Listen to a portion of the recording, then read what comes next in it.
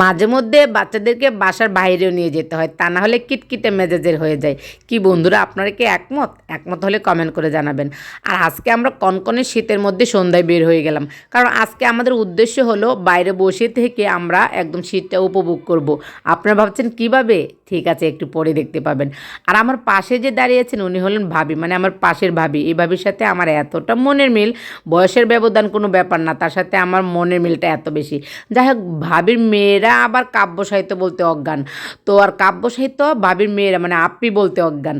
তারা তখন আপির কাছে মা বাবা লাগে না, তখন কয়েক ঘন্টাই থাকতে পারে। যাই হোক, এখন আপনারা দেখতে পাবেন আমরা কিভাবে উপভোগ করব।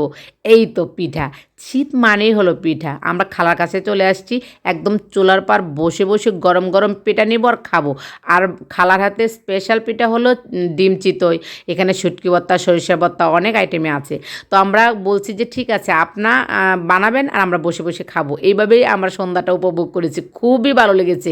আর সন্ধ্যাটা খুবই মজা করে কাটিয়েছি। এখন আমরা চা খেয়ে তারপরে বাসায় ফিরবো। তো আজকে সন্ধ্যাটা খুব মজা হলো। আপনারাও চলে যান তাড়াতাড়ি শীতের পিঠা খেতে।